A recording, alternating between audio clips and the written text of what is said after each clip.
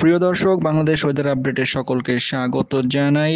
আজ 11ই এপ্রিল 2025। এই মুহূর্তের আবহাওয়ার গুরুত্বপূর্ণ যে খবর জানা যাচ্ছে, সুস্পষ্ট লঘুচাপটি শক্তি হারিয়ে দুর্বল হয়েছে এবং লঘুচাপে রূপান্তরিত হয়েছে। এটি বর্তমানে পশ্চিমবঙ্গ, বঙ্গোপসাগর এবং তার আশেপাশের এলাকায় অবস্থান করছে। এটি আজ সারাদিনের মধ্যে আরও উত্তর ও উত্তর পূর্ব দিকে অগ্রসর হয়ে ক্রমাগত দুর্বল হয়ে যাবে। এর বর্ধিতাংশ পশ্চিমবঙ্গ এবং তার আশেপাশের এলাকা পর্যন্ত বিস্তৃত রয়েছে। লঘুচাপের এই বিস্তৃতির কারণে আজ সারাদিনে ঢাকা, রংপুর, রাজশাহী, ময়মনসিংহ, সিলেট এই বিভাগগুলিতে বৃষ্টিপাত হওয়ার সম্ভাবনা রয়েছে। এছাড়া চট্টগ্রাম, খুলনা ও বরিশাল বিভাগের দু এক জায়গাতেও বিদ্যুৎ চমকানো সহ বজ্রসহ বৃষ্টির সম্ভাবনা রয়েছে। তাপপ্রবাহ অনেক জায়গা থেকেই আজ প্রশমিত হয়ে যাবে বলে মনে হচ্ছে। তাপমাত্রা অনেকটাই হ্রাস পাওয়ার সম্ভাবনা রয়েছে। সরাসরি ওয়েদার মডেল ম্যাপ থেকে দেখে নেব আজ সারাদিনে কীরকম পরিস্থিতি থাকতে পারে। আজ ভোরের দিকটায় যা দেখা যাচ্ছে, এদিকে রাজশাহী বিভাগের কালাই, মহাদেবপুর এবং পশ্চিমবঙ্গের বিস্তীর্ণ এলাকা, বালুরঘাট এই সমস্ত জায়গায়, এছাড়া বগুড়া, সিংড়া, ঘোড়াঘাট, দিনাজপুর এবং ঠাকুরগাঁও, পঞ্চগড়ের আশেপাশে বজ্রসহ বৃষ্টির সম্ভাবনা থাকছে ভোর থেকে সকালের মধ্যে। সিলেট বিভাগে মাঝারি ধরনের বৃষ্টিপাত, বজ্র ও বিদ্যুৎ চমকানো সহ হতে পারে।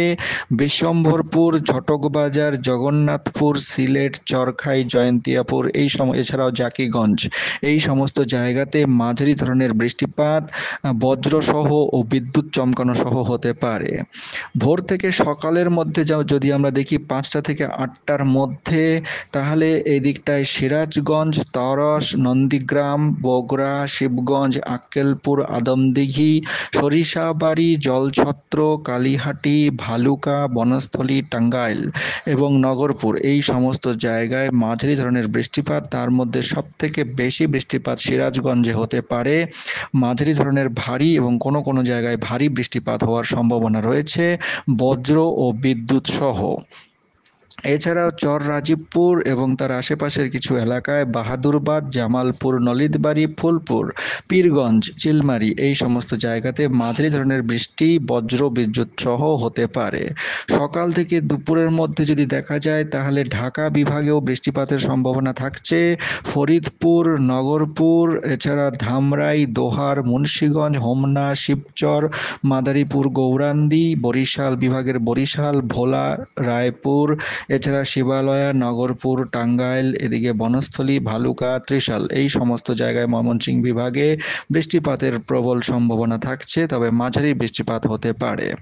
পরবর্তী সময়ে দুপুর থেকে বিকেলের মধ্যে রংপুর বিভাগে বজ্র বৃষ্টির সম্ভাবনা আরও বৃদ্ধি পাবে এবং ঠাকুরগাঁও, পঞ্চগড়, দিনাজপুর, রংপুর এই সমস্ত জায়গাতে বজ্রসহ বৃষ্টিপাতের সম্ভাবনা থাকছে।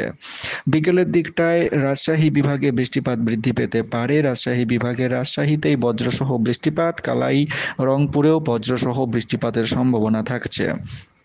রাতের দিকে রংপুর বিভাগে রংপুরেই মাঝারি ধরনের বৃষ্টিপাত, বজ্রসহ হতে পারে। ঘোড়াঘাট দিকে চর রাজীবপুর, পীরগঞ্জ, সৈয়দপুর, কাহারলে, দিনাজপুর, জলঢাকা, এদিকে লালমনিরহাট এই সমস্ত জায়গাতে বজ্রসহ বৃষ্টিপাত। এছাড়া পঞ্চগড়, ঠাকুরগাঁওতেও কিছুটা বৃষ্টিপাতের সম্ভাবনা থাকছে। এছাড়া পরের দিন 12 তারিখে যদি দেখি, তাহলে পশ্চিমবঙ্গের উত্তরবঙ্গ এবং আসামের যে গোয়ালপাড়া এবং এদিকে ধুবড়ী ডিস্ট্রিক্টের আশেপাশে প্রবল বৃষ্টিপাতের সম্ভাবনা থাকছে। উত্তরবঙ্গের কোচবিহার এবং তার আশেপাশে ভারী থেকে অতি ভারী বৃষ্টিপাতের সম্ভাবনা আগামীকাল অর্থাৎ 12 তারিখে দেখা যাচ্ছে রাতের দিকে, এবং 11 তারিখ রাতের দিকেও আজ রাতের দিকেও হতে পারে। আগামীকাল বৃষ্টিপাত মোটামুটি যা দেখা যাচ্ছে দেশের ময়মনসিংহ, রংপুর বিভাগে হওয়ার সম্ভাবনা থাকছে মাঝারি বৃষ্টিপাত, এবং পরবর্তী সময়ে আগামীকাল রাতের দিকে রংপুর বিভাগের প্রায় সমস্ত জেলাতেই বৃষ্টিপাত হওয়ার সম্ভাবনা রয়েছে। বজ্র বিদ্যুৎ সহ বৃষ্টিপাত থাকবে।